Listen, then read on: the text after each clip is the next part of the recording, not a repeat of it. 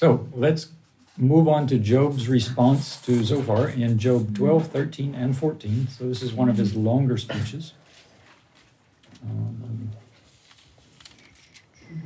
Okay. In verse 1, Job sarcastically speaks and confirms that when his three friends die, wisdom will depart from the earth. Is that 12:1?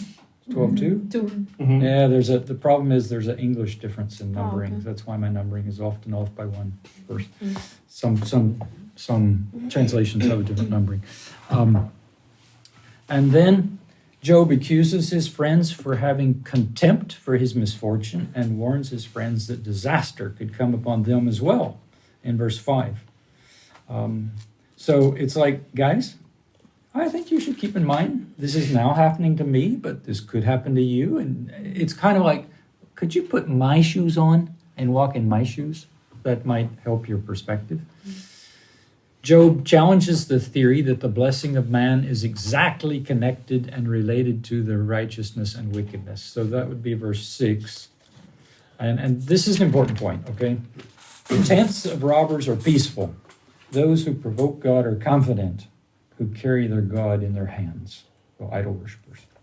So here, Job is telling his friends, you guys have a problem with your theology. You are not taking into account the exceptions that I see. So there's the exception of his own life. He is a righteous person who's suffering, having not done anything. And there's the exception of evil people who are doing well.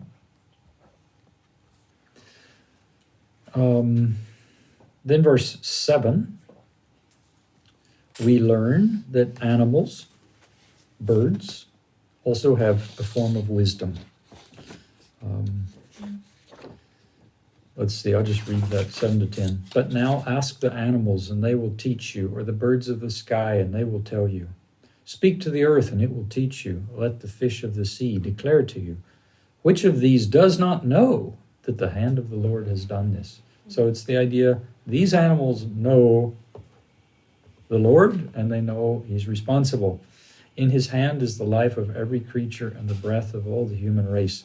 And in Job, later, when God speaks out of the cloud, he mentions the animals speaking directly to him and asking for food, etc. You can say that's a sense of poetic license. They don't really speak, but I think I have a sense that there is, in a way we don't really comprehend, but I think the animals do have an ability to communicate with God. I'm sure it's not on a theological level, but yeah, for food at least. The animals know that everything comes from the hand of God. Therefore, Job is confident that God is fully responsible for his suffering again. We have spoken about Job wants to go to court. Now I would like to take a little bit of twist on that idea and say, now we're going to go to court. Okay? And it's like he's preparing his arguments. One of those is in chapter 12, verse 13, where he says, with God are wisdom and power. So what does God have? God has wisdom, understanding, strength, counsel. He's unstoppable. He has power and prudence. So as Job is thinking, what are my arguments? It's like, ooh, my adversary is more powerful than me, more wise than me. So this makes his situation a bit difficult to deal with. In 16 to 25 of chapter 12, he accuses God of causing bad things to happen. One translation has, and you dupe the duper in 16. You mislead, I think, is what most people, you mislead people, but you dupe the duper. I like that translation. That one's more like trying to show you more like the Hebrews like. You lead counselors astray. You drive judges to madness. You transform kings to servants. So it's like, here's a guy that's a king and you make him a servant. You mislead priests. You take understanding from the trustworthy. Here's a warning, folks. If you have understanding, like good understanding, but you're not being obedient, God's like, I have the right to take away your understanding. And so I take that as a serious warning. It's like, it's not enough just to have understanding. It needs to be combined with obedience to be pleasing to God. He has nothing from intellectual knowledge. Light can be made dark, dark can be made light, nations raised, nations destroyed, misleading of leaders. And then in 13, Job confirms, I have seen these things. I've observed these things, these unfair things. In verse 3 of 13, I'll go there myself. But I wish to speak to the Almighty, and I desire to argue my case with God. So Job is bolder than his friends. He sees the actions of God as being inconsistent with the character of God.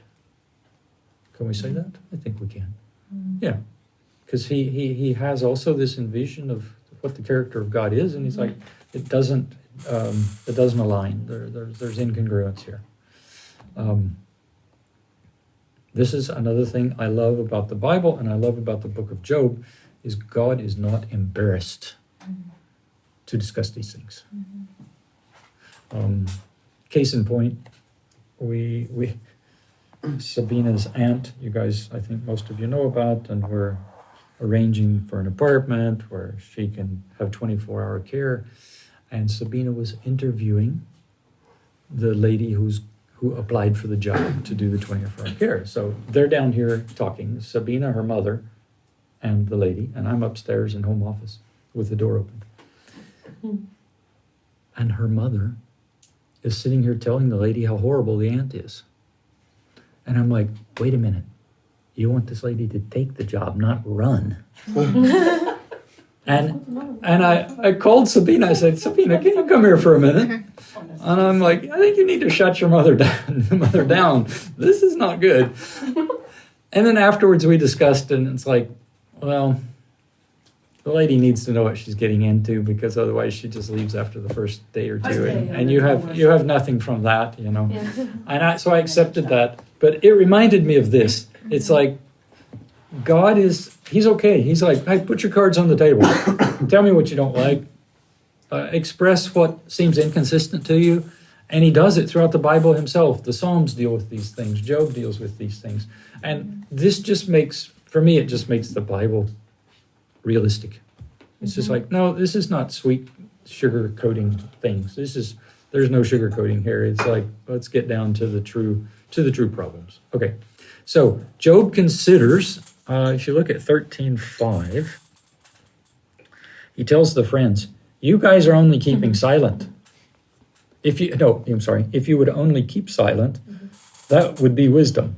You remember, that's one of the Proverbs. The fool who is silent, everybody thinks he's wise. Right? So again, this repetition. But Job is it verse 4, 5, 6? Yeah. It's like, I'm willing to confront God. I'm going to go for it. The passage about the fools being silent is Proverbs 17:28. So Job accuses his friends of speaking falsely on God's behalf. Why? Because they failed to acknowledge the unfairness of life. So this will be verse 8. Will you show God partiality? Will you argue the case for God? Although they're not bold enough to personally confront God, Job warns them that they will eventually be confronted for showing partiality. Verse 10, will he not certainly rebuke you if you secretly show partiality? So, two things. One, the book of James warns very clearly to not practice partiality. Like when the poor man comes in and you tell him, you sit on the floor, and the rich man comes to church and you go, oh, you can sit on the front row, you know. But God is going to confront the three friends in the end. And so I think here again, Job is speaking prophetically without knowing it. He is doing it. that he's going, I don't know that you guys are going to be in good shape when this is all over. And again, when you start throwing stones at people and confrontation and accusation, you have to double think. It's like, if God calls you to do it, then do it. But make sure you're doing it in a way that's pleasing to him. So that said, I want to remind you, multiple times in the Bible, God used both godly and ungodly people as the instruments of his wrath, and to accomplish his deeds, okay? And what would usually happen when God would call, like the Jews are being ungodly, or the nation is being ungodly, God promised them, whenever you guys are really bad, I send just somebody to wipe you out, or temporarily destroy you, or send you into captivity. And it was just a cycle that happened over and over. Okay, so they're acting badly. God sends the army, right? So God puts thoughts in the mind of the king, or even tells him directly, I need you to go and do that. Because some of the kings that came to Jerusalem to destroy him, they're like, hey dude, God sent us. We're on his mission. We know why we're here. But then they would overdo it. They would hit harder than God gave them a command to hit, basically. They did horrible things to the people and different things. So, and then God said, well, thank you for being the instrument of my wrath, but now I'm going to kill you because you really overdid it. I didn't ask you to do that. And so my take on that is, do not think, I am an instrument of God. It's like, he often destroys his instruments. That's not, that's not to hang on the award things. I was an instrument of God, big deal. So are a lot of ungodly people, and so is Satan. Job does acknowledge in verse 14 that confronting God is quite dangerous, that God has the power to kill, 13:15, I believe. And I love this verse, verse 15. And this is one of the classic ones of Job that a lot of people have memorized.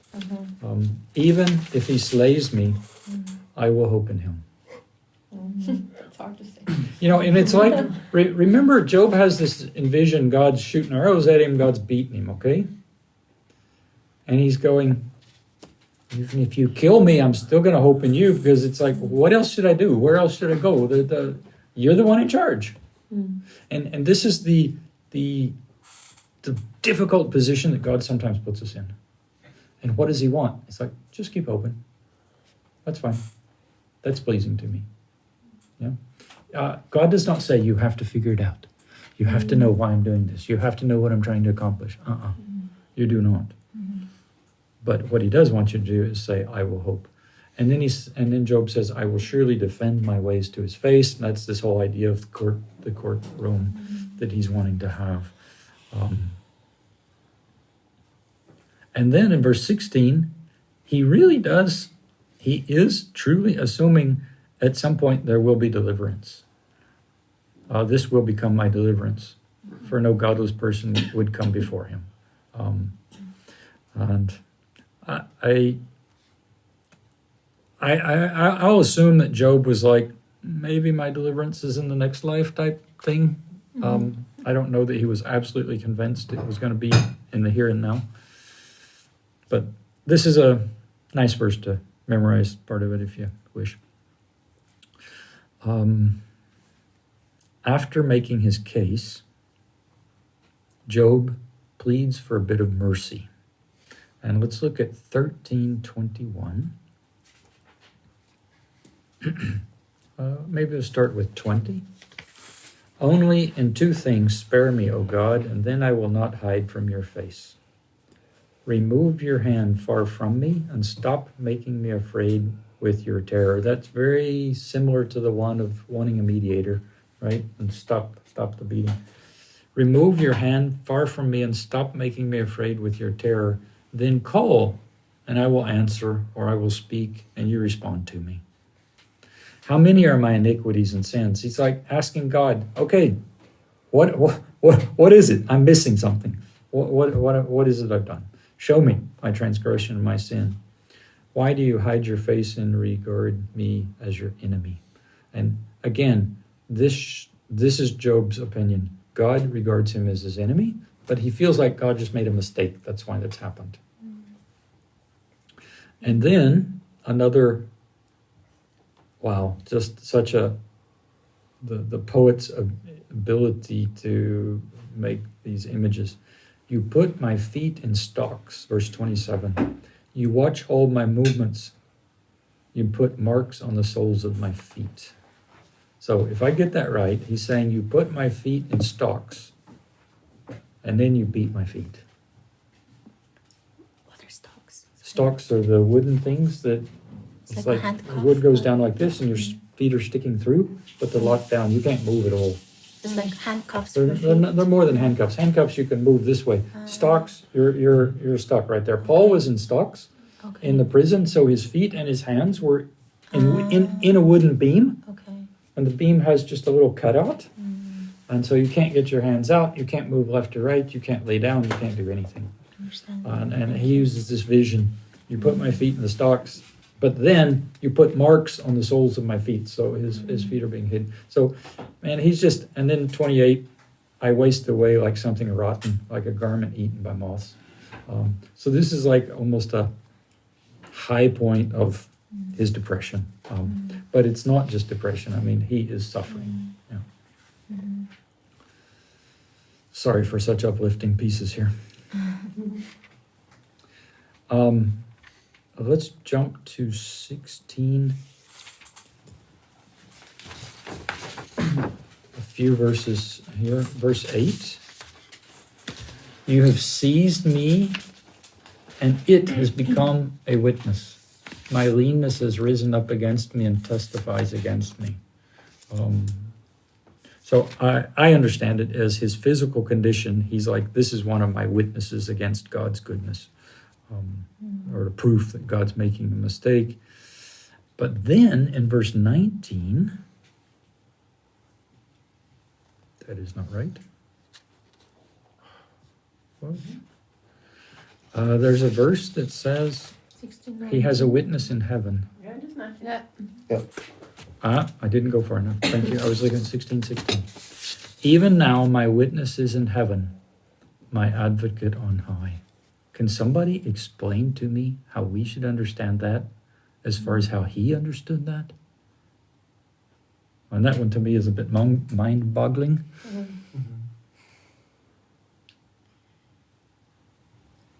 To me, it sounds like he still does understand the character of God, Mhm. but he is double-minded because of the pain he's going through.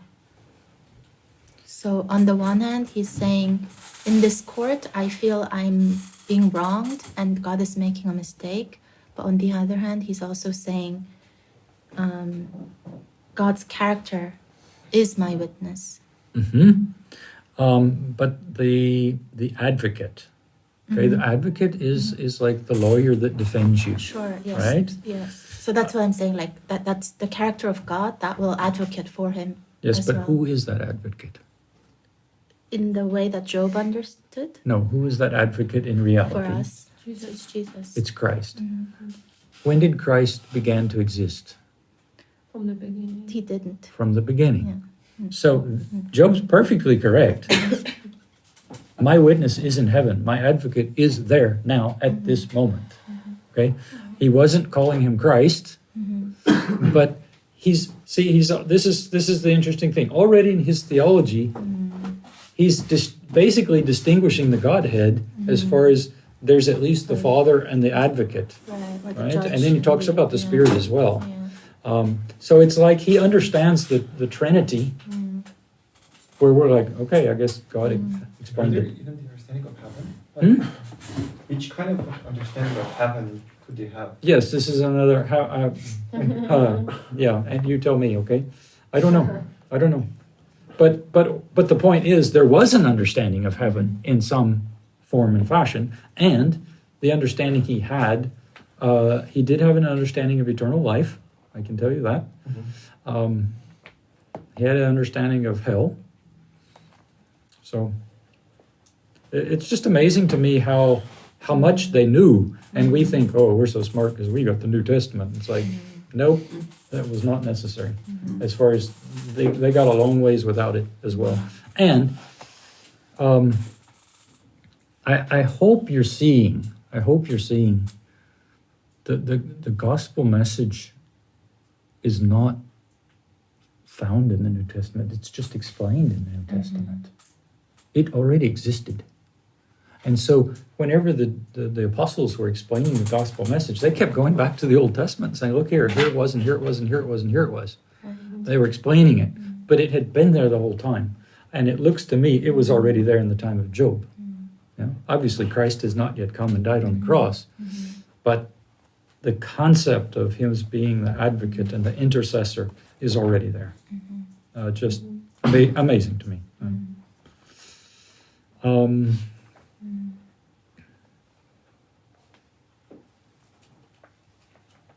Verse 21, this advocate, this intercessor contends with God on behalf of man, and as man pleads for his friend. Excuse me, do you realize how much prophecy there is there? He contends with God. So it talks about, I think in the New Testament you can find where Jesus like defends us and says, God, he's mine, so he's okay. But then he says, on behalf of man as a man. So it's like he recognizes my intercessor is both man and God. And then he pleads for his friend. So Job he's accusing God of being his enemy, right? That's clear. But he's saying in this verse, but my intercessor, he's my friend. And so he's a bit playing the Godhead against each other, but he's understanding they also have an intricate roles. Yeah. And then we're still on the same subject. If we go to chapter 17, verse 3, I mentioned this verse. I just didn't know where it was when I mentioned it. Set my pledge beside you. Who else will put up security for me? So this is where I meant you go to get a loan. And let's say Daniel's the bank guy, and he says, Scott, I'm sorry, but you're barking up the wrong tree. I cannot give you a loan. And then Daniel says, okay, Scott, if you bring some wealthy guy that will co-sign the loan for you, then I'll give you the money. And now I turn to be the wise guy and I say, well, so I need somebody with lots of money to sign the loan, right? And you go, yes, that's correct. And I'm going, well, could you sign for me? And, nobody's going to ask the banker to do that. But that's exactly what Job says. And he basically turns to God and said, well, why don't you co-sign? Why don't you pay what I cannot pay? Which is exactly what Christ did. Yeah. And so this one's also a highlight for me.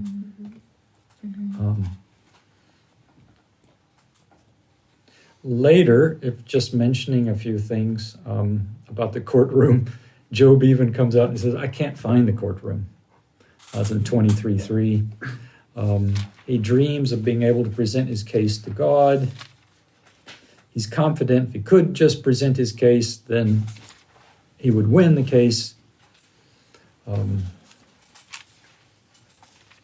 then he accuses God, he says in 24:1, it's like, God, you need to hold court more often.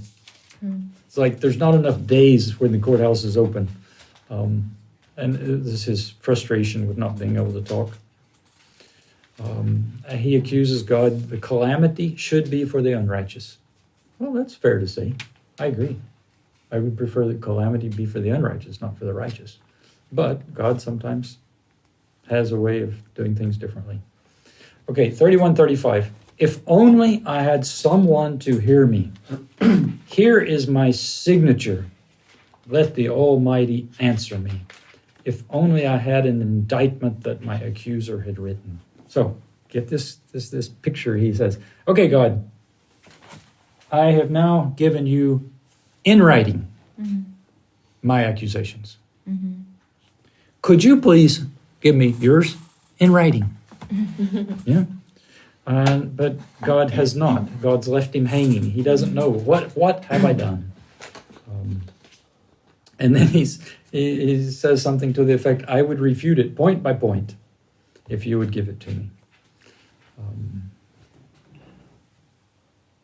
Elihu comes along and he's like, that's not a good idea to make a case against God.